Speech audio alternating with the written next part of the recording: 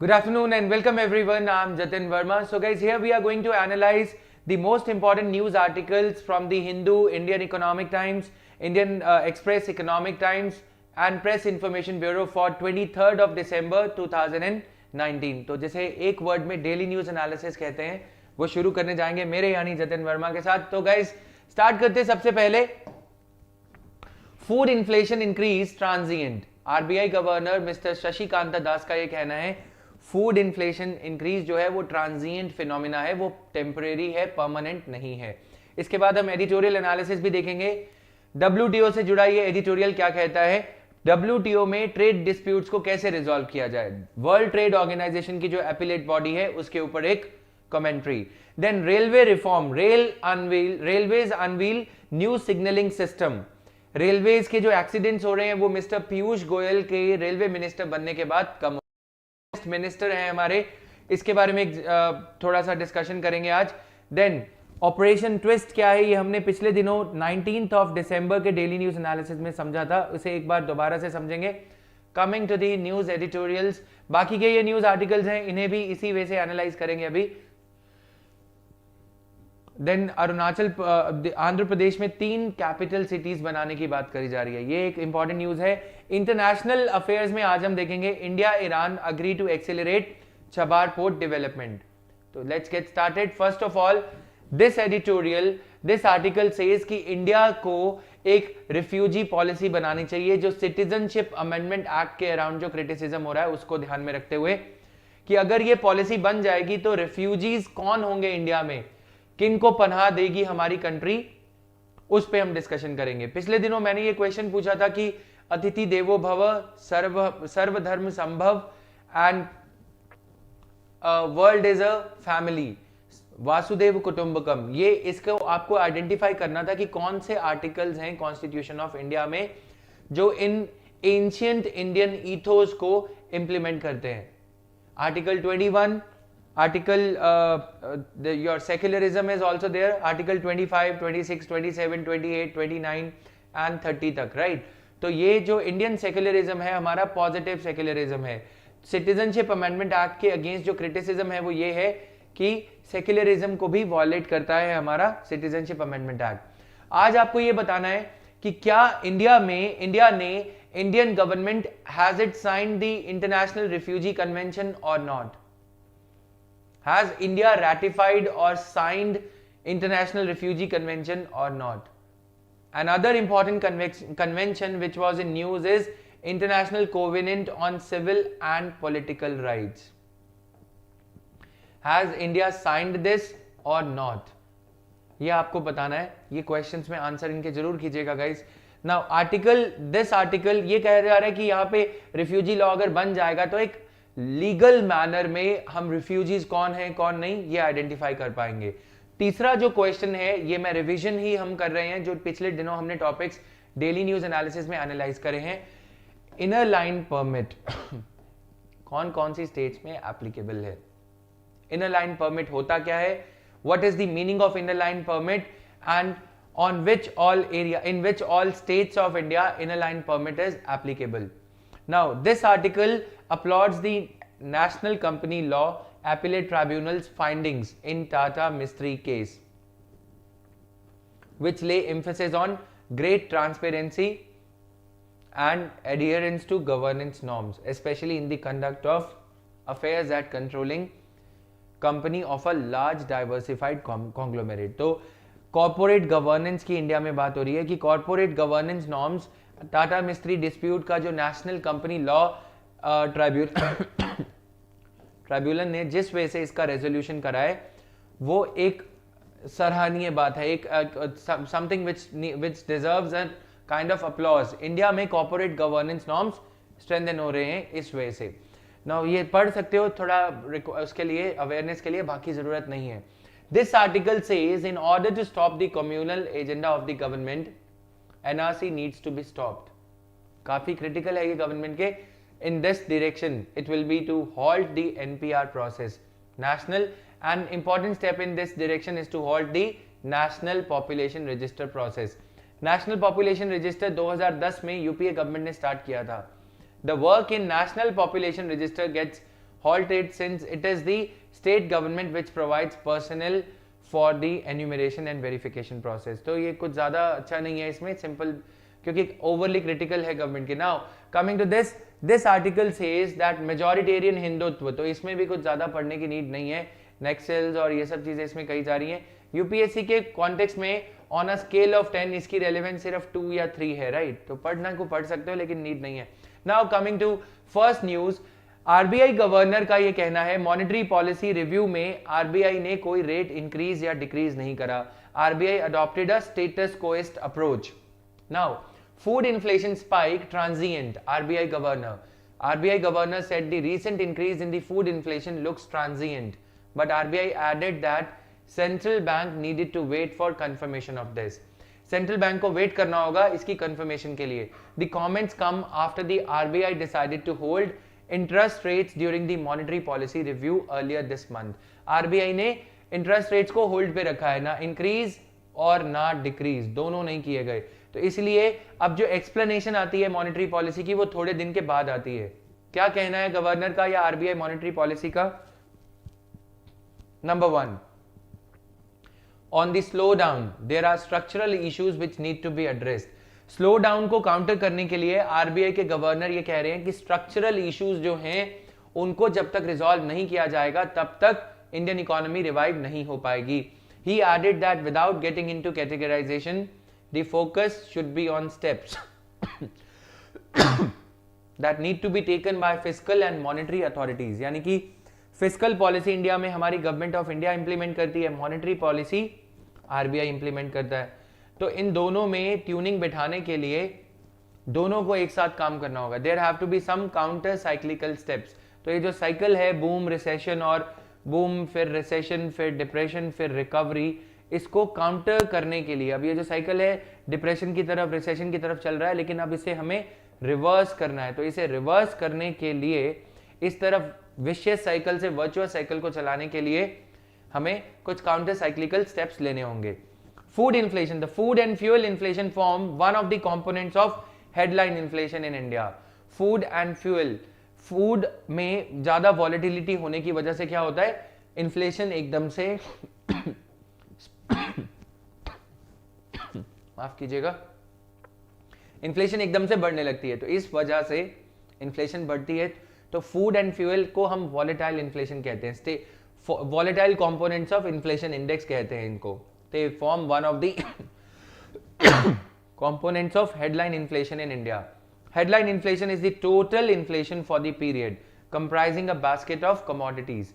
Core inflation क्या होती है, जब हम headline inflation में से प्राइजेज ऑफ वॉलेटाइल आइटम्स जो हमने यहाँ पे डिस्कस करे इन्हें जब माइनस कर देते हैं तो हमारा कोर इन्फ्लेशन आ जाता है, जो कि रिलेटिवली स्टेबल रहता है, जो कि वेवर नहीं करता, राइट. तो यही यहाँ पे किया जा रहा है. कोर इन्फ्लेशन से हम ये असेस कर सकते हैं कि ओवरऑल हमारी बॉडी का, हमारी इकोनॉमी का जो परफॉर्म इन्फ्लेशन है वो कैसा है. जैसे कि हम थर्मोमीटर यूज करते हैं तो वो मोमेंट्री रीडिंग बताता है बॉडी का टेम्परेचर कितना है, राइट. लेकिन अगर हम ओवरऑल इंडेसेस मेजर करते हैं जैसे कि ब्लड प्रेशर कितना है और ये सब, तो उससे हमें बॉडी का overall over a period of time हम रीडिंग लेते हैं तो हमें ये पता लगता है whether our body is healthy और नॉट. वैसे ही हम जो मोमेंट्री राइज और फॉल है इन्फ्लेशन का फूड और फ्यूल में होता है. जैसे अभी अनियन के प्राइस बढ़े हुए हैं तो उनको अगर हम निकाल देंगे तो हमारे पास कोर इन्फ्लेशन आ जाएगा. तो आरबीआई या बाकी की अथॉरिटीज कोर इन्फ्लेशन को पैरामीटर लेके अपनी मॉनेटरी पॉलिसी बनाती है, ना कि हेडलाइन इन्फ्लेशन को. हेडलाइन इन्फ्लेशन को लिया जाता है लेकिन कोर इन्फ्लेशन को ज्यादा इंपॉर्टेंस दी जाती है. Here is a list of 5 reforms जो आरबीआई के गवर्नर ने कहा कि सरकार को लेने चाहिए. एमएसपी में यदि हम एकदम से ऐसे राइज करते हैं तो इन्फ्लेशन जो हेडलाइन इन्फ्लेशन है, food and fuel induced inflation, वो एकदम से बढ़ने लगती है. लेकिन अगर हम आरबीआई के गवर्नर ये कह रहे हैं कि इन्फ्लेशन कुछ इस तरह से बढ़ाएं धीरे धीरे से, तो इतना ज्यादा इन्फ्लेशन पे इंपैक्ट नहीं आएगा. एमएसपी अगर हम इस वे में बढ़ाते हैं धीरे धीरे over the years, year 1, year 2, year 3, in the first 5 years of the last decade, 2011 से 15 में minimum support price for common paddy saw a rise of about 10%. However, in the second half of the decade, MSP saw growth of about 75%. Minimum support price में 75% की growth देखी गई। Crops for which the government sets an MSP account for a third of the primary article basket. वो crops जिनके लिए government minimum support price रखती है, वो क्रॉप्स जो है प्राइमरी आर्टिकल बास्केट में 1/3 वेट रखती हैं, यानी कि अगर उनमें प्राइस बढ़ेगा तो 1/3 ऑफ द कंज्यूमर बास्केट, अगर ये हमारी कंज्यूमर बास्केट है तो इसमें 1/3 आइटम्स का प्राइस अपने आप बढ़ने लग जाएगा, राइट। इसलिए सरकार को जो मिनिमम सपोर्ट प्राइस देती है फार्मर्स को, वो अच्छा है फार्मर्स के लिए, that is very good for farmers, but it runs counter to the objective of keeping inflation under check, counters to the target। क्यों counters the target of keeping a moderate inflation level। अगर सरकार MSP देती है तो MSP एक base price निर्धारित करता है, MSP एक बेस प्राइस तय करता है कि इन्फ्लेशन कितनी होगी। MSP की minimum support price, floor price कितना होगा पैडी का, राइस का, व्हीट का और बाकी जो गुड्स के लिए एमएसपी दिया जाता है। अब आपको कमेंट सेक्शन में ये बताना है कि मिनिमम सपोर्ट प्राइस कितनी कमोडिटीज का दिया जाता है, 21, 22, 23, 24। रीसेंट एंट्रीज जिनके लिए मिनिमम सपोर्ट प्राइस देती है सरकार, वो कौन कौन सी, लेटेस्ट एंट्रेंट्स कौन से हैं उस लिस्ट में, मिनिमम सपोर्ट प्राइस कौन सी बॉडी तय करती है, ये सारे क्वेश्चंस हैं। और जो बॉडी मिनिमम सपोर्ट प्राइस देती है वो कौन सी मिनिस्ट्री के अंडर आती है। In other words, minimum support price policy कौन सी मिनिस्ट्री लगाती है, मिनिस्ट्री ऑफ एग्रीकल्चर या फिर कोई और मिनिस्ट्री है, ये आप कमेंट सेक्शन में बताएंगे। तो इसीलिए एमएसपी में धीरे धीरे से प्राइस को बढ़ाना चाहिए, ना कि एकदम से, राइट, क्योंकि फिर इन्फ्लेशन जो है हद से गुजर जाएगी। समझ आ रही है बात। Now an MSP led increase in the price of agricultural commodities, an MSP led increase in the price of agricultural commodities. तो इस वजह से therefore pushes up the WPI and CPI in general, तो इसी वजह से होलसेल प्राइस इंडेक्स और consumer price index ऊपर बढ़ जाता है। तो नंबर 1 हमने देखा, calibrated rise in minimum support price होना चाहिए, एकदम से राइज नहीं होना चाहिए। इसके लिए मैं अपनी तरफ से ऐड कर रहा हूं, ये आपके लिए प्राइस डेफिशिएंसी पेमेंट सिस्टम बताया गया था, ताकि FCI जो मिनिमम सपोर्ट प्राइस फार्मर्स को देती है तो उसकी वजह से pre emptive increase in price हो जाता है, पहले ही प्राइस बढ़ जाता है। प्राइस डेफिशिएंसी पेमेंट में फार्मर्स को जो मिनिमम सपोर्ट प्राइस से जो सपोर्ट दी जा रही है वो पहले नहीं दी जाएगी, वो बाद में दी जाएगी। इससे क्या होगा, इंड्यूस्ड एमएसपी इंड्यूस्ड इन्फ्लेशन कम हो जाएगा। एमएसपी की वजह से जो इन्फ्लेशन बढ़ता है, एमएसपी INDUCED, इंड्यूस्ड इन्फ्लेशन कम हो जाएगा। अगर एमएसपी इंड्यूस्ड इन्फ्लेशन कम होगा तो आर्टिफिशियल इन्फ्लेशन नहीं होगा। दूसरा बड़ा रिफॉर्म जो आरबीआई के गवर्नर कह रहे हैं, APMC markets, agricultural produce marketing committee reform करने की जरूरत है। If limiting the pace of increase in MSP will moderate the prices, अगर पहला रिफॉर्म लिया जाएगा तो प्राइसेस मॉडरेट हो जाएंगे। दूसरा रिफॉर्म जो आरबीआई के गवर्नर यहां पे कह रहे हैं, अगर वो दूसरा रिफॉर्म किया जाएगा तो उससे फायदा ये होगा कि जो फार्मर्स, जो हमारी रेगुलेटेड मार्केट्स हैं, जो एक वजह से मोनोपोली क्रिएट करती हैं, मंडीज जो ग्रेन मार्केट्स हैं हमारी कंट्री में, वो स्टेट के द्वारा क्रिएट करे गए agricultural produce marketing committees act के अंडर आती हैं। तो अब गवर्नमेंट ऑफ इंडिया ने एक मॉडल एपीएमसी एक्ट बनाया था, जिसके चलते फार्मर्स को इस एपीएमसी मार्केट्स के चंगुल से फ्री किया जा सकता है, राइट। एपीएमसी मार्केट के इससे फ्री किया जा सकता है, लेकिन उसको करने के लिए स्टेट गवर्नमेंट्स का जो है इसमें सपोर्ट चाहिए होगा। Mandis owe their genesis to agricultural produce marketing committees act put in place by the state governments to ensure the interest of the farmers are protected and trade in agricultural services is just 1 minute guys, I'm keeping a tab on your comments also, आप लोग अपने comments पूछ सकते हैं। Now sorry for this technical error, तो this is there, इसीलिए ये reform number 2 करने की भी जरूरत है। There are 7246 mandis in India and the average area served by a mandi is 450 square kilometre. इससे क्या होता है, पहले सारे फूड ग्रेन्स मंडीज में लाए जाएंगे, उसके बाद वो बिकेंगे, और मंडीज में जो कमीशन एजेंट्स हैं, जो मिडल मैन हैं, उनकी वजह से भी प्राइस मार्केट में बढ़ता है। सारे फार्मर्स अपनी क्रॉप्स जो हैं यहाँ पे आके बेचेंगे। इसको रिफॉर्म करने की जरूरत है। Now, the mandis control almost the entire wholesale agricultural trade in goods. Mandis पूरा का पूरा कंट्रोल करती हैं। तो इसके लिए हमारे ऑनरेबल प्राइम मिनिस्टर ने कुछ कुछ रिफॉर्म्स लिए हैं, उनकी भी डिस्कशन हम यहाँ पे करेंगे। जो रिफॉर्म लिए गए हैं, ई नेशनल एग्रीकल्चरल मार्केट्स, यानी कि फार्मर्स कंप्यूटर सिस्टम के जरिए, इंटरनेट के जरिए, पंजाब में बैठा फार्मर अपनी goods Tamil Nadu, Kerala, Karnataka, north east कहीं भी बेच सकता है। क्लियर? तो this is the reform subject suggested by the government.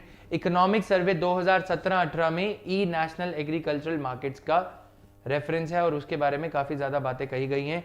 तो इसे हम किसी और दिन डीएनए में एनालाइज करेंगे। आज के लिए ये technology in the aid of farmers, GS mains paper 3 का जो आपका टॉपिक है, technology in the aid of farmers, ये उसके लिए रेलेवेंट है। Agriculture as a subject comes under what list? ये आपको क्वेश्चन प्रीलिम्स के लिए बताना है कमेंट सेक्शन में। एग्रीकल्चर जो सब्जेक्ट है, स्टेट लिस्ट में आता है, यूनियन लिस्ट में आता है या कॉन्करेंट लिस्ट में आता है, ये आपको बताने की जरूरत है इसमें। और जिन लोगों को पीडीएफ के लिए प्रॉब्लम आती है तो आप मेरी वेबसाइट www.jatinverma.org से इसका पीडीएफ डाउनलोड कर सकते हैं। Now, there have been numerous reports on how distortions at mandis lead to a huge difference between the price a consumer pays and the price the producer gets. Numerous reports हैं, तो इसको reform करने की जरूरत है। Less than 10% of the trade in agricultural commodities takes place through private mandis. तो इसको reform करना काफी ज्यादा जरूरी है हमारे लिए। Now, several attempts to delist fruit and vegetables from the purview of, काफी बार ये प्रयत्न किया गया है, several attempts have been made to delist fruits and vegetables from the purview of APMC law, but इसके कोई बेनिफिट अभी तक नहीं हुआ है। जब तक कोऑपरेटिव फेडरलिज्म एग्रीकल्चर में नहीं होगा, तब तक जो ऑब्जेक्टिव है doubling the farmers income through taking these reformative steps, वो पूरा नहीं हो पाएगा। For a better system, Atal Bihari Vajpayee era में जो बीजेपी की पहली एनडीए गवर्नमेंट होती थी, तो उस टाइम पे एनडीए 1 के टाइम पे एपीएमसी एक्ट चर्चा में लाया गया था। काफी अच्छे प्राइम मिनिस्टर रहे थे अटल बिहारी वाजपेयी, तो उन्होंने ये रिफॉर्म शुरू किया था, लेकिन अब तक ये कंक्लूड नहीं हो पाया। राइट नाउ, फार्मर्स मार्केट, तो इसे रिजॉल्व करना जरूरी है। Now coming to this third important thing, PDS reform, public distribution system. 2005 की प्लानिंग कमीशन की ये रिपोर्ट ये कहती है कि जो 4 रुपए पब्लिक डिस्ट्रीब्यूशन सिस्टम के जरिए दिए जाते हैं फार्मर्स को, कि फार्मर्स को 1750 रुपीज पर क्विंटल मिलेगा, लेकिन फार्मर को उसमें से for every 4 rupees spent on the public distribution system, only 1 rupee reaches the farmer intended beneficiary, यानी कि जो पब्लिक डिस्ट्रीब्यूशन सिस्टम के बेनिफिशियरी हैं। तो 57% of the food grains did not reach the targeted beneficiaries. तो इतना ज्यादा करप्शन है। इसके लिए एक कमेटी अपॉइंट करी थी हमारे फर्स्ट मोदी गवर्नमेंट ने, जो 2014 में, Shanta Kumar committee.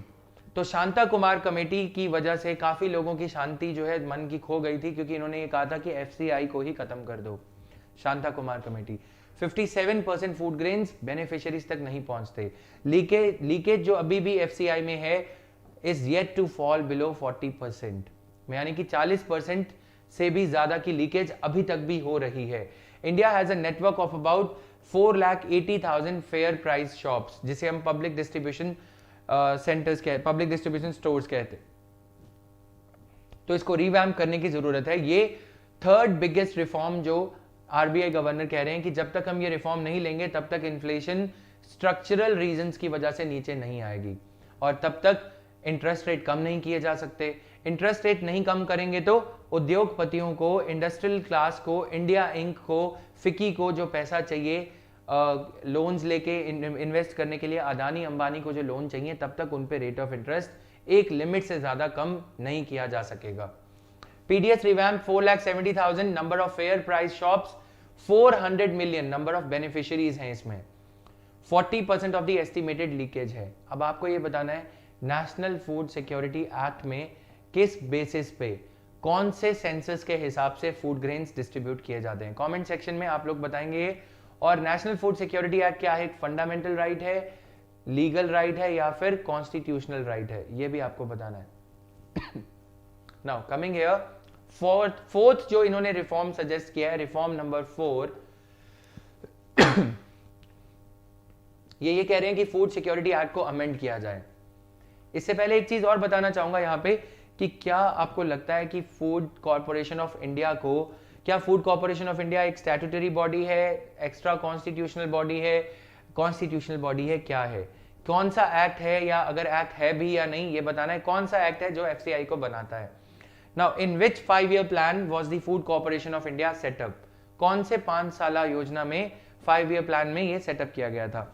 Now do you think that the unbundling of FCI, ये कहा जा रहा है कि एफसीआई को रिफॉर्म करने के लिए, जैसे हमने इलेक्ट्रिसिटी कंपनीज को 3 हिस्सों में डिवाइड कर दिया, इलेक्ट्रिसिटी जनरेशन, फिर ट्रांसमिशन जो बड़ी बड़ी लाइंस इलेक्ट्रिसिटी की जो वायर लाइंस जाती हैं वो, एंड देन डिस्ट्रीब्यूशन, वैसे ही एफसीआई को भी डिवाइड कर दिया जाए, ये एक प्रपोजल है। तो इसके लिए I will take some special lesson, या जो लोग पहले मेरे अनअकैडमी प्लस कोर्सेज में रह चुके हैं इकोनॉमी में उनको ये पता होगा। वैसे ही एफसीआई को क्या करना चाहिए, प्रोक्योरमेंट, जो कि किसानों से एमएसपी पे अनाज खरीदेगी, राइट। एफसीआई की एक ऐसी अनबंडलिंग कर दी जाए कि एफसीआई की एक ब्रांच होगी जो एमएसपी पे फार्मर्स से फूड ग्रेन्स को परचेज करेगी। दूसरा, स्टोरेज के लिए जो गोडाउन्स वगैरह को मैनेज करेगी। तीसरा, डिस्ट्रीब्यूशन के लिए। तो एफसीआई को क्या ऐसे डिवाइड करना सही है? Would it be right or not? Do you think that unbundling FCI on the lines of electricity departments would be a good idea? Critically analyze the recommendations of Shanta Kumar committee. Shanta Kumar committee ये 2014 में लगाई गई थी। इन्होंने ये कहा था कि एफसीआई को कुछ इस वे से डिवाइड कर दिया जाए। Clear? Now fifth reform, fourth reform जो हम बात कर रहे थे, amending the food security law. तो इन्होंने ये आरबीआई ये कह रहा है कि what is even more worrisome is the impact it will have on the evolution of country's agriculture sector. तो इसमें क्या हो रहा है, the share of expenditure on cereals in overall food expenditure decline from 41% in 1987 to 29% in 2009-10 in rural regions, and from 26.5% in 1987-88 to 22.4% in 2009-10. However, the new food law will ensure that there is excessive focus on production and procurement of low value food items such as rice and wheat at the expense of rice and wheat को ज्यादा produce किया जा रहा है, तो इसीलिए micro nutrient deficiency भी हमारे यहाँ पे देखने को मिल रही है। इसलिए ये कहा जा रहा है कि फूड सिक्योरिटी लॉ को, नेशनल फूड सिक्योरिटी एक्ट को कुछ इस तरह से अमेंड किया जाए कि सिर्फ व्हीट और राइस बेस्ड ये ना रहे, बल्कि पल्सेस एटसेट्रा भी इसमें जो है इनकॉर्पोरेट किए जाएं। Even if there is slight shift away from fruits, vegetables, pulses, will this not depress the already depressed agriculture sector? तो ये भी एक बड़ा क्वेश्चन इसमें से निकल के आता है, राइट। तो there is excessive focus on production and procurement of low value food items at the expense of high value produce. तो ये एक बड़ा एक और सुझाव है यहाँ पे। Now investing in back end infrastructure, according to estimates, India में जो फ्रूट्स और वेजिटेबल्स प्रोड्यूस होते हैं उसका 40%, 44-45% वेस्ट हो जाता है। तो इसके लिए सरकार ने कुछ कदम लिए हैं, फार्मर प्रोड्यूसर ऑर्गेनाइजेशंस बनाई गई हैं, 6300 कोल्ड स्टोरेजेस जो वेयर हाउसेस बनाए गए हैं वो बनाए जा रहे हैं। टमेटो केचप बनाने वाली कंपनीज यानी कि फूड प्रोसेसिंग जो कंपनीज हैं उन पे फोकस दिया जा रहा है। जैम्स एंड जेलीज जो फ्रूट्स खराब होने की कगार पे हैं उनको कम भाव में बेचना पड़ता है फार्मर को। डिस्ट्रेस सेलिंग जिसे हम बोलते हैं, to bring down the phenomena of distress selling, what the government is doing is government is setting up more food processing organisations. उससे क्या होगा, फार्मर्स और प्रोड्यूसर्स को लिंक किया जाएगा। फार्मर प्रोड्यूसर ऑर्गेनाइजेशंस बनाई जा रही हैं, food processing companies, jams and jellies, breads, ये सब करके फूड को प्रोसेस किया जाएगा तो वेस्टेज जो है वो कम हो जाएगी। 44,000 crore 44,000 crore rupees worth of fruits and vegetables produced every year in India, they go waste, right? Limited capacity, India loses farm produce worth rupees 50,000 crore a year due to poor cold storage infrastructure, right? तो इसके लिए infrastructure के लिए सरकार क्या कर रही है, नबार्ड जो है और ज्यादा लोन दे रहा है कम रेट ऑफ इंटरेस्ट पे, कि जो फार्मर प्रोड्यूसर्स हैं उनको कम रियायत पे, कम रेट ऑफ इंटरेस्ट पे अगर लोन मिलेगा तो वो ये फार्मर प्रोड्यूसर ऑर्गेनाइजेशन सेटअप कर पाएंगे। तो ये जो ट्रक्स वगैरह हैं हमें ये लेने पड़ेंगे, Reifer trucks etcetera. Around 62,000 trucks इसके चाहिए। एग्जिस्टिंग कैपेसिटी हमारे पास सिर्फ 9,000 है, गैप है अराउंड 53,000 ट्रक्स का। राइपनिंग चेम्बर्स, हमें राइपनिंग चेम्बर्स चाहिए होंगे जहां पे कि फ्रूट्स को पकाया जा सके, सब्जियों को पकाया जा सके। रिक्वायरमेंट है अराउंड 10,000, हमारे पास सिर्फ 800 है, तो जो गैप है 83। यहां पे ही फूड प्रोसेसिंग में ही, जब तक हम फूड प्रोसेसिंग नहीं करेंगे तब तक फार्मर्स की इनकम डबल नहीं की जा सकती है। फॉर एग्जाम्पल, अगर हम नॉर्मल कॉर्न्स बेचते हैं, मक्की के दाने, राइट, उससे में कोई पैसा नहीं है, लेकिन अगर उसे कॉर्नफ्लेक्स बना के बेचा जाए तो उसमें फायदा है। अगर हम नॉर्मल पोटैटो बेचते हैं तो 10 रुपए या 15 रुपए एवरेज प्राइस रहता है पर केजी, लेकिन अगर उसे पोटैटो चिप्स में कन्वर्ट कर दिया जाए तो प्राइस हो जाता है 600 रुपीज पर केजी, बादाम के प्राइस से भी ज्यादा। तो इसीलिए हमें ये फूड प्रोसेसिंग में जो है थोड़ा सा शिफ्ट करना पड़ेगा अपने फार्मर्स को, ताकि एक्सेस कैपेसिटी जो व्हीट, राइस या पल्सेस की प्रोडक्शन में है वो फार्मर्स को डाइवर्ट करके प्रोडक्शन में ले जाया जाए। नाउ प्रैक्टिस एमसीक्यू आप लोग ये आंसर करेंगे कमेंट सेक्शन में। A rise in the general level of prices, a sustained rise in the general level of prices, ये सारी चीजें आप आंसर करोगे इसको, राइट, खुद पढ़ के। इन्फ्लेशन का मतलब क्या है? Which of the above statements is or are correct? तो please make a correction, which of the above statements, right. Now editorial page पे एक एडिटोरियल दिया है, इसे हम लास्ट में एनालाइज करते हैं। अभी WTO पे है, आप इसे खुद भी पढ़ सकते हो। एपिलेट बॉडी WTO का बैकग्राउंड 1995 में ये बनाई गई थी। Is a standing committee of 7 members that presided over appeals against judgments passed in trade related disputes brought out by WTO members. Countries involved in a dispute over measures purported to break a WTO agreement or obligation can approach the appellate body। तो अगर किसी country को लगता है कि उनके साथ नाइंसाफी हुई है यूएसए और इंडिया के बीच में, जैसे डिस्प्यूट चलती रहती है, तो आप एपिलेट बॉडी में जा सकते हैं। Structure of WTO dispute settlement system, dispute settlement body है, पैनल एंड एपिलेट बॉडी है, उसके बाद इसकी जो पार्टीज हैं वो WTO मेंबर्स और WTO सेक्रेटेरिएट। मिनिस्टीरियल कॉन्फ्रेंस होती है WTO में, कितने साल में ये मीटिंग होती है? और आप ये बताओगे कि WTO कौन कौन सी एनुअल रिपोर्ट्स लेके आता है? Annual reports brought out by WTO every year, ये आपको बताना है इसमें, right. Now appellate body dispute settlement के लिए ये बॉडी काम करती है। जनरल काउंसिल, फिर एक पैनल है इसमें। Request for the panel bye WTO member यहां पे जाएगी, फिर उसको इस रिक्वेस्ट को इधर पैनल में भेजा जाएगा। अगर पैनल की रिकमेंडेशन या ऑर्डर से कोई सेटिस्फाइड नहीं है तो एपिलेट बॉडी में भी वो कंट्री जा सकती है। तो ये WTO डिस्प्यूट सेटलमेंट के ऊपर कुछ क्वेश्चंस उठाए जा रहे हैं। Consequences of appellate bodies fall are overstated for a number of reasons. First, because this effectively marks a return to the dispute settlement system under जो WTO से पहले का रेजिम था उसकी बात करी जा रही है। तो इस एडिटोरियल को थोड़ा सा आप पढ़ेंगे और लास्ट में कोशिश रहेगी कि इसे हम समझा सके। नाउ ये काफी लेंदी आर्टिकल है, इस पे एक क्वेश्चन आप आंसर कर सकते हो। Which of the following body is not related to WTO? WTO dispute settlement body है या नहीं? Then trade policy review body है या नहीं? Council of trade in goods, then exchange rate management body. कौन सी ऐसी बॉडी है जो WTO सिस्टम में नहीं incorporated? Railway unveils new signalling system, new signalling system. पहले एक नजर डालते हैं कि लास्ट 1 और 2 ईयर्स में रेलवे एक्सीडेंट्स कितने हुए, किस तरह के हुए। तो पीयूष गोयल जो काफी एनर्जेटिक मिनिस्टर हैं, पहले एनर्जी मिनिस्टर थे, तो इन्होंने काफी अच्छा काम किया है एनर्जी के सेक्टर में।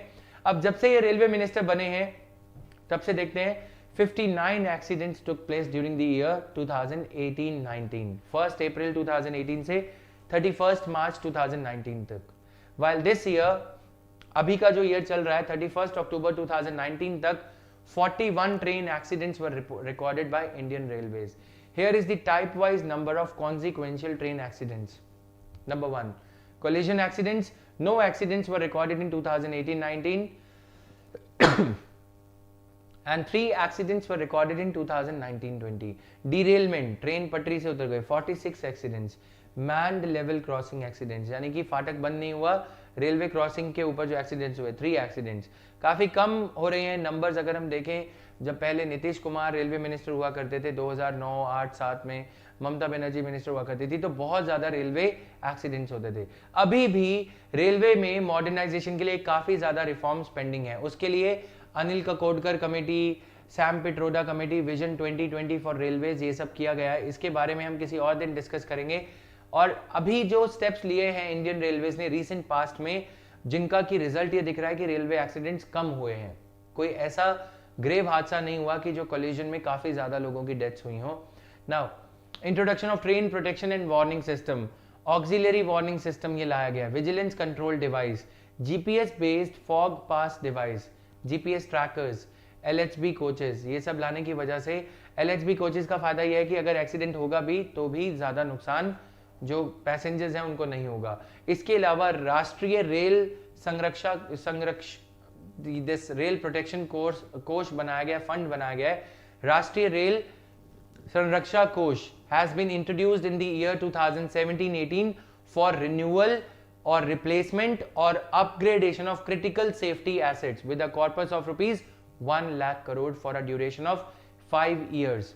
इसमें से पैसे लेके जो पुराने ट्रैक्स हैं उन्हें रिप्लेस किया जाएगा, जो पुराने लोकोमोटिव्स हैं, इंजन्स हैं, उन्हें भी रिप्लेस किया जाएगा। अब देखते हैं आज क्या किया गया है। Automatic train protection system that helps in adhering to permissible speed limits without driver intervention, यानी कि अगर ये एक रेलवे ट्रैक है, अगर इस रेलवे ट्रैक पे यहां तक train for up to this train जो है 80 किलोमीटर पर आवर की स्पीड से चल सकती है, तो ऑटोमेटिकली ट्रेन की स्पीड यहां से लेकर यहां तक बढ़ जाएगी। अगर इसके आगे ट्रेन की स्पीड 60 किलोमीटर पर आवर होनी चाहिए तो वो 60 किलोमीटर पर आवर अपने आप हो जाएगी।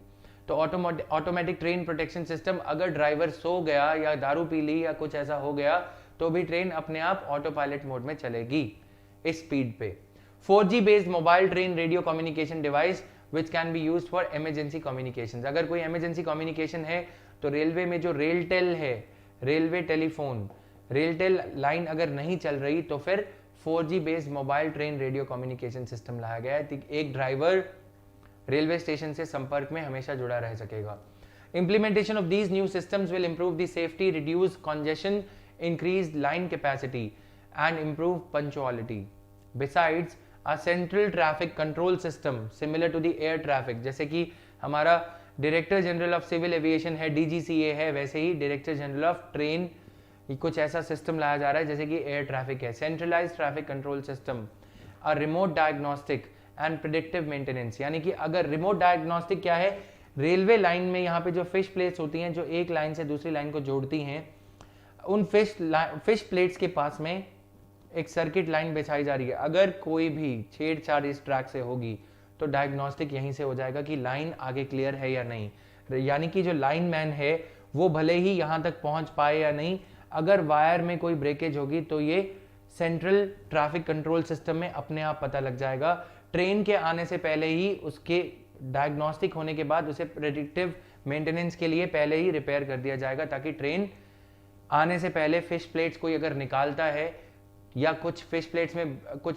क्रैक दिखता है या कुछ ऐसा रेलवे ट्रैक में क्रैक दिखता है तो वो पहले ही प्रेडिक्ट हो जाएगा। तो ये सब छोटे छोटे रिफॉर्म्स हैं। Implementation will begin with 4 sections of about 640 kilometre route kilometers of railways with estimated cost of around rupees 1800 crore. This is expected to be a pilot project for pan-India implementation of nearly rupees 78,000 crore projects to modernize signaling system. Right? 4 sections where the plan will be implemented. First are Renigunta-Yeruguntala section of South Central Railways. वैसे ही काफी और sections है, ये हमारे लिए important नहीं है, आप इसे स्किप कर सकते हो। मॉडर्न टेक्नोलॉजीज का सहारा लेते हुए railways to avoid accidents. Indian Express का जो आर्टिकल है ऑपरेशन ट्विस्ट, इसके लिए आपसे रिक्वेस्ट रहेगी कि 19 दिसंबर को हमने काफी अच्छे से इसे समझा है, और ओपन मार्केट ऑपरेशंस क्या होते हैं हमने ये भी समझा था। इसमें आरबीआई क्या कर रहा है कि शॉर्ट टर्म सिक्योरिटीज बेच के जो पैसा मिलेगा 10,000 करोड़ रुपया, उससे लॉन्ग टर्म सिक्योरिटीज जो 2029 में रिडीम होनी थी, मैच्योर होनी थी, उन्हें परचेज कर ले रहा है। लॉन्ग टर्म सिक्योरिटीज को परचेज करने का फायदा यह होगा कि इन पे इंटरेस्ट रेट काफी ज्यादा इंक्रीज हो रहा था, यील्ड जो है काफी ज्यादा इंक्रीज हो रही थी। अब यील्ड इंक्रीज होने की वजह से रेट ऑफ इंटरेस्ट बढ़ जाएगा या फिर लोग जो है इसमें पैसा लगाने लगेंगे, इसलिए जो पुरानी बॉन्ड्स हैं, लॉन्ग टर्म सिक्योरिटीज, उनको खरीद लिया गया है, शॉर्ट टर्म सिक्योरिटीज को बेचा गया है। इसे कहते हैं ऑपरेशन ट्विस्ट। इसको मैंने बहुत अच्छे से समझाया, आज मैं फिर भी ब्रीफ में बता रहा हूं। 19 दिसंबर का डीएनए, आप लोगों की फैसिलिटेशन के लिए अनअकैडमी टीम ने इन डीएनए वीडियोस की एक प्लेलिस्ट बनाई है जिसमें कि हम कुछ टॉपिक्स, कुछ न्यूज आर्टिकल्स का टॉपिक बेस्ड एनालिसिस कर रहे हैं आपके प्रीलिम्स 2020 की प्रिपरेशन के लिए। ये मेरे लिए पॉसिबल नहीं होगा कि मैं हर रोज हर किसी न्यूज आर्टिकल को टॉपिक बेस्ड एनालिसिस में कर पाऊं, एनालाइज कर पाऊं। यहाँ पे कुछ चीजें रोज कुछ ना कुछ हम एक एनालिटिकल वे में इस क्लास में कवर करेंगे। तो आप लोगों से रिक्वेस्ट है कि जो लोग नए जुड़ रहे हैं तो वो बैकलॉग इसका क्लियर कर लें। जो भी पीछे के वीडियोस आप नहीं देख पाए उनको 1-2 दिन 3 दिन लगा के अलग अलग वीडियोस उनके नोट्स बना लें, और कौन से दिन के डीएनए में कौन सा टॉपिक कवर किया है उसकी ड्यूरेशन वगैरह नोट कर लें। अगर आप रिवाइज करना चाहें तो रिवाइज भी कर सकते हैं। बार बार हम एक टॉपिक रिवाइज नहीं करेंगे क्योंकि हमें आगे के टॉपिक्स भी कवर करने हैं, राइट। और ओपन मार्केट ऑपरेशन क्या होता है? आरबीआई क्या करता है कि जब कभी रुपये की सप्लाई मार्केट में ज्यादा हो जाती है तो रुपये की सप्लाई मार्केट में कम करने के लिए गवर्नमेंट की सिक्योरिटीज को बेच देता है। जो बैंक्स के पास में पैसा है वो बैंक्स गवर्नमेंट सिक्योरिटीज में इन्वेस्ट करें। एक्सेस रुपीज जो बैंक्स के पास में है, एसबीआई, एचडीएफसी, पीएनबी, वो पैसा गवर्नमेंट सिक्योरिटीज की सेल जो आरबीआई करेगा उस वजह से पैसा आरबीआई के पास आ जाएगा। इससे क्या होगा? मार्केट में सप्लाई कम होगी, मार्केट में सप्लाई कम होगी तो इंटरेस्ट रेट ज्यादा हो जाएगा, यानी कि लोगों के पास कम पैसे खर्चने को रहेंगे तो लोग ज्यादा पैसा नहीं खर्चेंगे।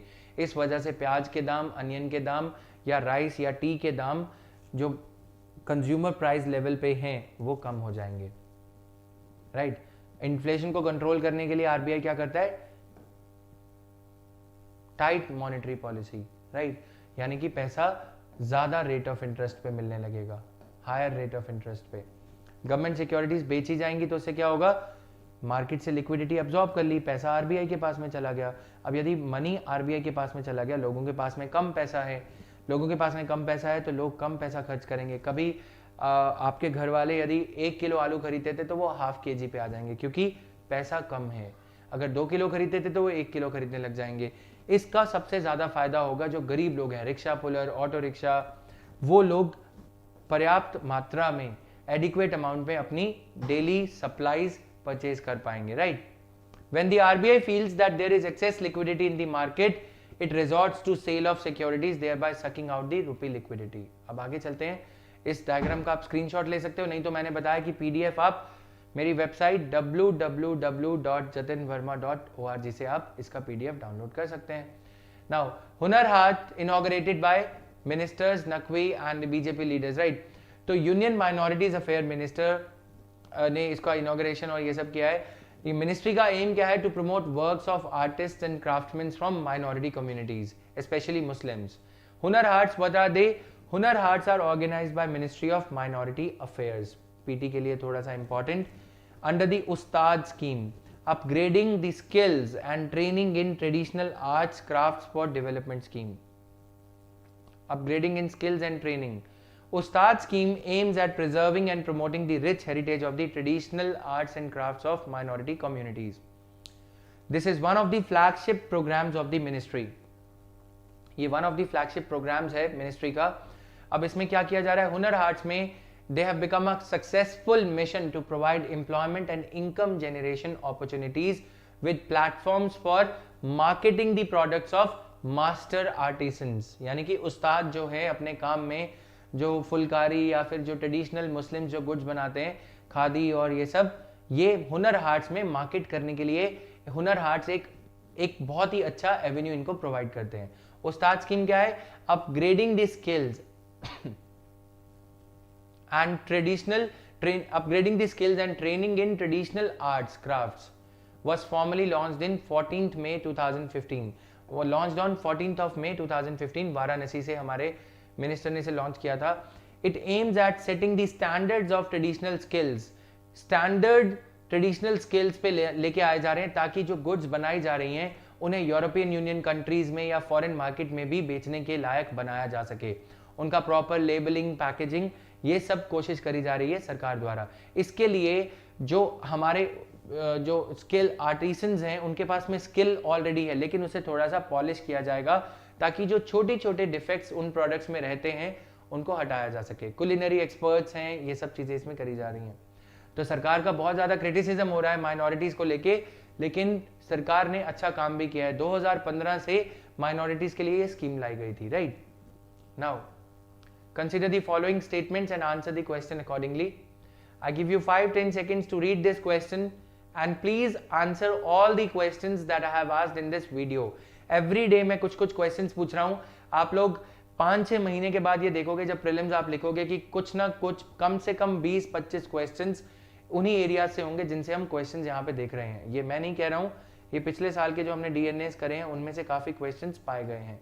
और आज के लिए माफ़ी चाहता हूँ, I could not take the session at 8:30 a.m. today because of my bad health. Tomorrow I'll be taking the session at 8:30 a.m. itself.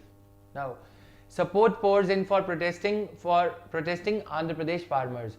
Andhra Pradesh farmers जो protest कर रहे थे उनके लिए एक support group और तैयार हो गया। Support for agitating farmers grew with students, lawyers, doctors and other participating in the protest. अब यहाँ पे ये किया गया है कि तीन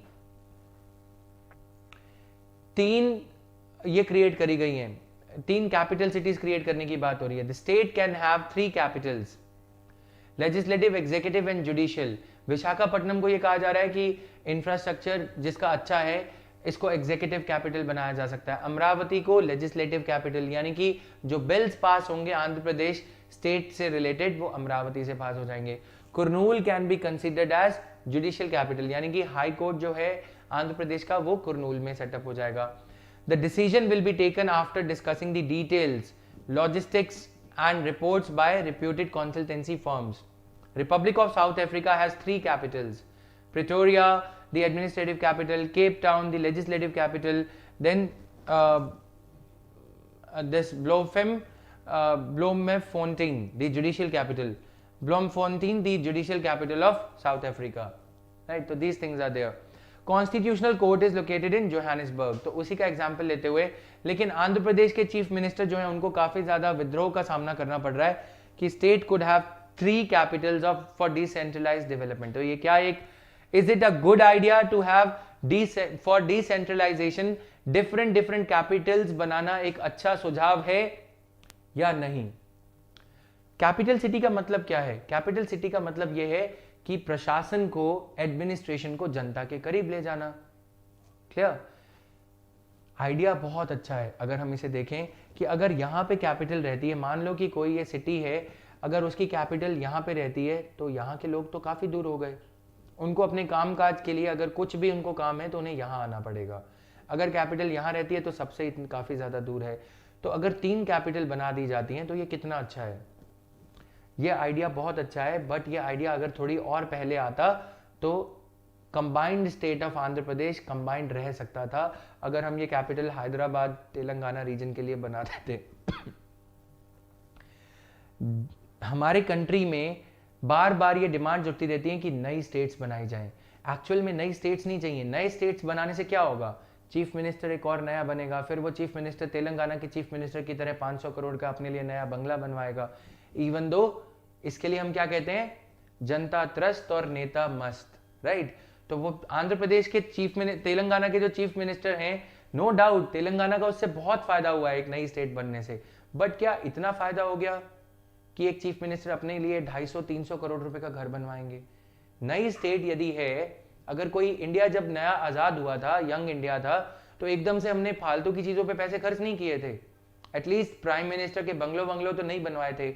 वैसे ही अगर केसीआर तेलंगाना के चीफ मिनिस्टर जो हैं, उन्होंने अपने लिए नया बंगला जो बनवाया है, क्या उनको ये नहीं चाहिए था कि पहले 5-10 साल स्टेट की प्रगति में जैसे उन्होंने जो अनशन रखा था, फास्ट रखा था, उसी फास्ट के तौर पे उसी परंपरा को मेंटेन करते, अपने उसी एथिक्स को मेंटेन करते, वो पहले जनता के लिए कुछ खास करते? या फिर हम ये मान लें कि तेलंगाना जो है वो कुछ इतना ज्यादा प्रोग्रेस कर गया कि वो स्वीडन और ये सब कंट्रीज को भी पार कर गया। ह्यूमन डेवलपमेंट इंडेक्स बहुत ज्यादा अच्छा हो गया कि चीफ मिनिस्टर का ही सिर्फ ह्यूमन डेवलपमेंट इंडेक्स अच्छा हो रहा है।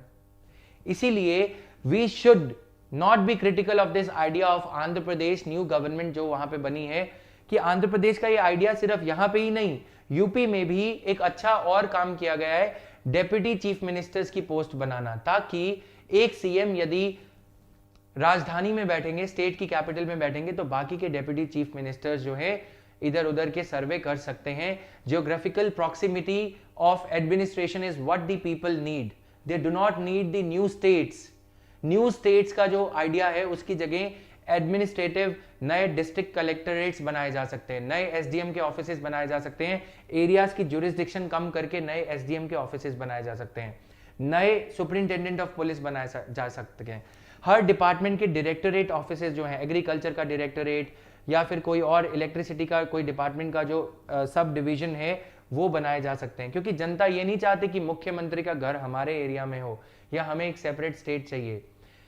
इसी के साथ ये थोड़ा सा एनालिसिस है, स्टेट नई बनाने की जगह नई कैपिटल सिटीज 2-3 एरियाज में बनाई जानी चाहिए या नहीं, नए कलेक्टरेट्स बनाए जा सकते हैं या फिर नए डेप्यूटी चीफ मिनिस्टर्स बनाए जा, मतलब एक सीएम की पोस्ट ना होके डेप्यूटी चीफ मिनिस्टर हो सकते हैं, north south west and east के लिए अलग अलग मिनिस्टर्स हो सकते हैं, राइट। बड़ी स्टेट्स जो यूपी वगैरह हैं, क्योंकि आप देखिए अगर एक स्टेट को बहुत ज्यादा हिस्सों में डिवाइड किया जाता है तो होता क्या है, चीफ मिनिस्टर अपना बंगला बनाएंगे या फिर सेक्रेटेरिएट की नई बिल्डिंग बनाई जाएगी, उसमें बहुत ज्यादा खर्चा होता है, जो कि जनता के लोगों की वेलबींग पे खर्च किया जाए तो ज्यादा बेटर होगा।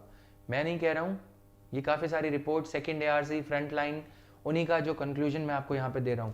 चीफ मिनिस्टर, ये एक अच्छा आइडिया है, इसको पॉलिटिकल कलर दिया जा रहा है। आंध्र प्रदेश के फार्मर्स के जो यहाँ पे सुझाव हैं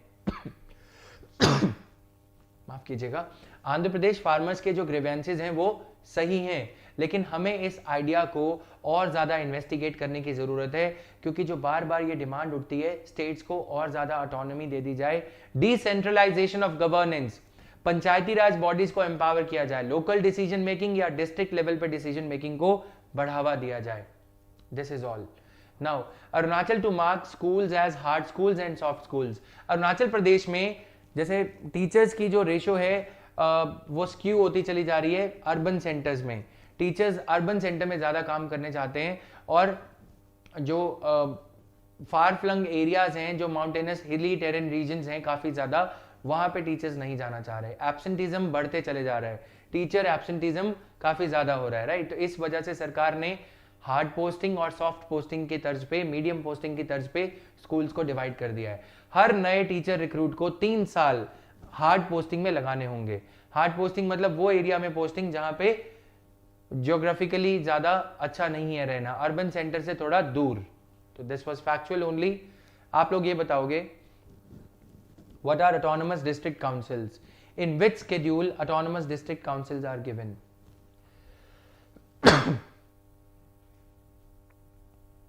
प्लीज आंसर दीज क्वेश्चंस, हल्के में मत लेना, नहीं तो अगले साल फिर यहीं पे मुलाकात होगी। Now India Iran agree to accelerate Chabahar port development. Days after his visit to Washington, External Affairs Minister met with Iranian Minister for a meeting of the 19th India-Iran Joint Commission. The meeting includes talks on Chabar Port and concerns of Indian expatriates over the, अब India से कुछ जो Muslims निकाले जाएंगे या फिर जो लोगों को निकाला जाएगा सिटीजनशिप अमेंडमेंट एक्ट के चलते, उसमें से कुछ लोग ईरान के भी हैं, तो ईरान ने भी इस मुद्दे को इंडिया ईरान जॉइंट कमीशन में उठाया है। अब आप ये बताओगे कि इंडिया ईरान जॉइंट कमीशन में कौन कौन से मिनिस्टर्स हिस्सा लेते हैं, राइट, ये याद रखना जरूरी है। Meeting of the 2 ministers was the first since last month when Iran said it was disappointed that India had allowed itself to be bullied by United States and stopped all oil imports from Iran.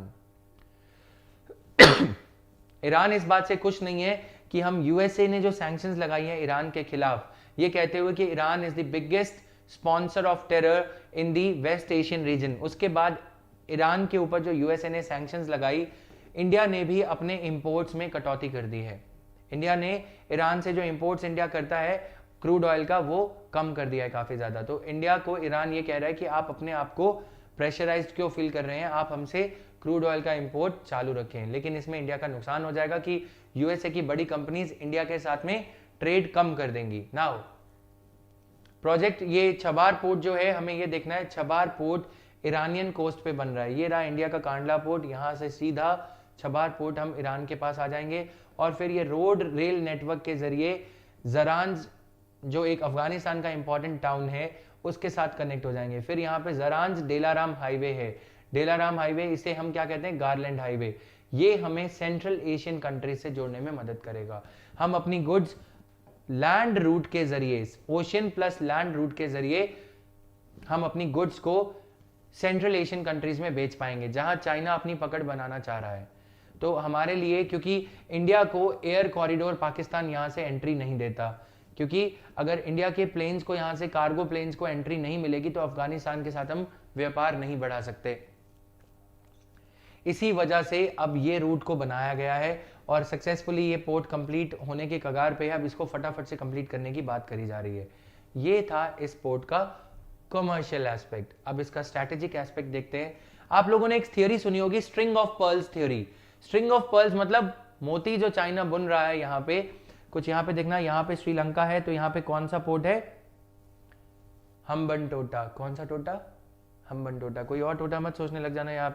यहाँ पे क्या है, मालदीव्स। मालदीव्स में भी ships deploy करे जा रहे हैं। यहाँ पे सितवे और ग्वादार पोर्ट्स हैं, राइट। सितवे और श्रीलंका में कौन सा पोर्ट है, यहाँ पे Sittwe port is in Myanmar, right. Myanmar में सितवे पोर्ट बनाया जा रहा है। तो चाइना इंडिया को पूरी तरह से यहां से इनसर्कल करने की कोशिश कर रहा है। और यहाँ पे पाकिस्तान का ग्वादार पोर्ट आ गया, राइट। बांग्लादेश में जो है चिटगोंग है, राइट। तो आप पांचों के पांचों जो स्ट्रिंग ऑफ पर्ल्स हैं उनके नाम बताएंगे कमेंट सेक्शन में। अब इंडिया को यहाँ पे कोई पोर्ट होना, बनाना जरूरी था, जो इंडिया ने ईरान में बनाया है। फॉर एग्जाम्पल, मैप यहाँ पे थोड़ा सा रफ ड्रॉ किया है तो उससे समझ जाना।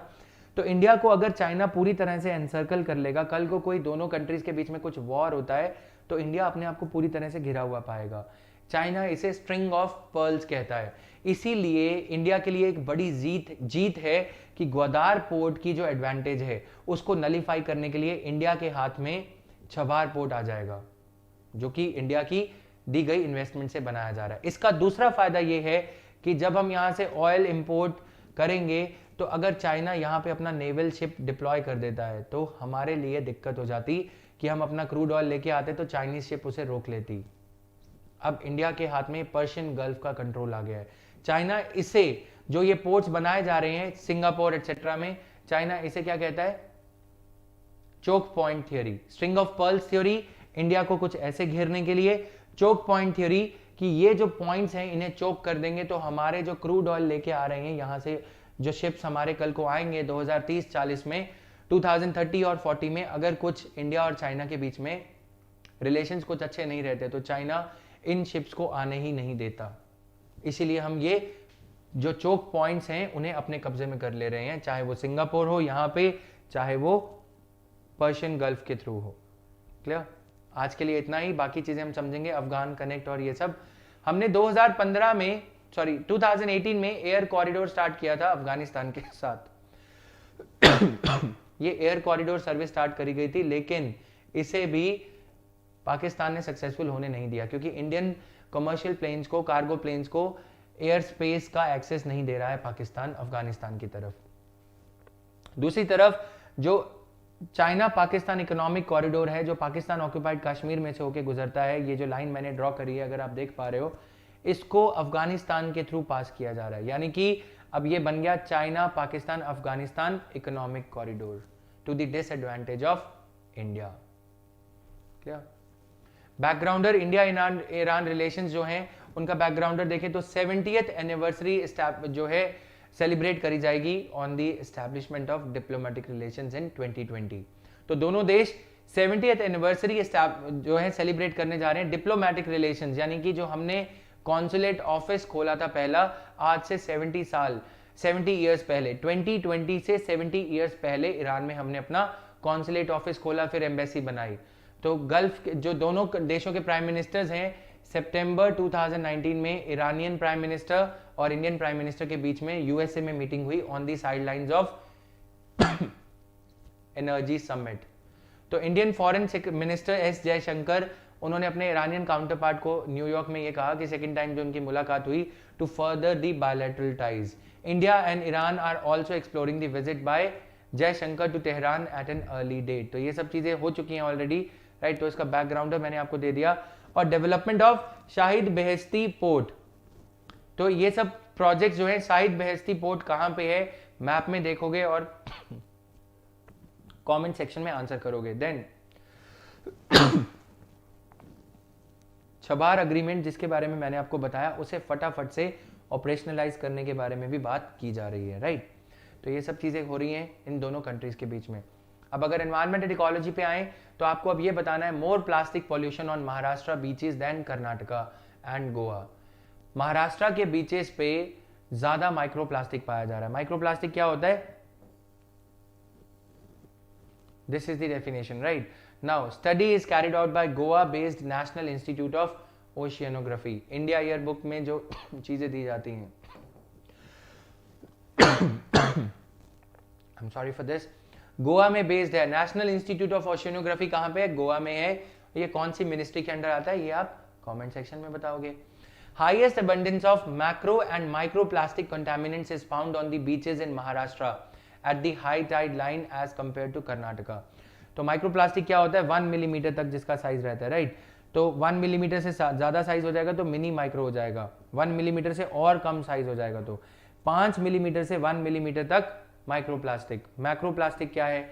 अब आप ये बताओगे कि ये तो चलो फिजिकल और ये सब हो गया, physical exposure, macro, meso, micro, nano plastics, right. तो इसकी वजह से हमारे ये जो डिजीजेज हो रही हैं हमारी बॉडी में, जो माइक्रोप्लास्टिक्स हैं, सिंगल यूज प्लास्टिक जो हम बिस्लेरी की बॉटल यूज करते हैं उसको बैन करने की बातें हो रही हैं, right. Right a brief note on plastic menace that the current and future generations are to face. How can we prevent ocean pollution due to plastics? What advancements are being made in recycling plastics? एक और question F से नाम है। गोवा में एक chemical पाया गया था फिश को जो ट्रीट करने में यूज किया जाता है, उसको बैन करने की बात करी गई थी। कौन सा प्लास्टिक है, उसका क्या, कौन सा केमिकल है जो फिश की शेल्फ लाइफ को बढ़ाने के लिए फिश को अप्लाई किया जाता है, ताकि फिश जो है जल्दी स्टेल नहीं हो जाए, खराब नहीं हो जाए, उसके लिए। कमेंट सेक्शन में आंसर जरूर कीजिएगा इसे। Now critically analyse India's policy on single use plastics. क्या किया गया है इंडिया में? हमारे प्राइम मिनिस्टर ने अभी काफी कुछ इस पे बातें करी हैं, क्या वो चीजें हैं कमेंट सेक्शन में बताएंगे। What was the theme of world environment day 2018 and 19? Prelims का क्वेश्चन, मेंस का क्वेश्चन। इस क्वेश्चन को आप कमेंट सेक्शन में आंसर करेंगे तो भी मैं इसे इवैल्यूएट जरूर करूंगा। You will get my remarks also, feedback also. तो आप लोग क्रिटिकली एनालाइज करना है इसे, राइट। तो this was there. Now snippet for prelims, ये थोड़ा सा खुद देखिएगा, इसमें पीडीएफ जो मैंने बताया कि वो शेयर हो जाएगा। अब दोस्तों एक बार बताना चाहूंगा कि ये जो चीजें हैं इंडियन एक्सप्रेस की, ये सब चीजें हम इनकॉर्पोरेट इसे जरूर करते हैं ताकि आप इसे पढ़ ले, but it may not be possible every day to analyse these things. बहुत ही सिंपल है, ज्योग्राफी का टॉपिक है, विंटर सॉल्स्टाइस क्या होता है। अगर आप इसमें कुछ ऐड करना चाहते हैं तो आप कमेंट सेक्शन में उसे बता सकते हैं, राइट। तो ये हमने काफी अच्छे से इसे कंपाइल किया है, तो आप इसे रीड कर लीजिएगा please. Now this was all in today's daily news analysis. Unacademy plus join करते समय आप जतिन वर्मा 71 कोड यूज कर सकते हैं। You can access all my courses, Indian economy, Indian polity and governance, current affairs roundup 365। ये course जो है आपका 27 ऑफ दिसंबर टेंटेटिव डेट है, उससे स्टार्ट हो जाएगा 27 दिसंबर 2019, राइट। तो आप अनअकैडमी प्लस पे ये सारे मेरे कोर्सेज और बाकी एजुकेटर्स के कोर्सेज भी आप पा सकते हो। Use code Jatin Verma 71 without any space to get 10% discount on your Unacademy plus fee. Unacademy plus पे आप एनुअल, हाफ ईयरली या क्वार्टरली सब्सक्रिप्शन या मंथली सब्सक्रिप्शन भी ले सकते हैं। तो this was all in today's daily news analysis guys. Thank you, bye bye.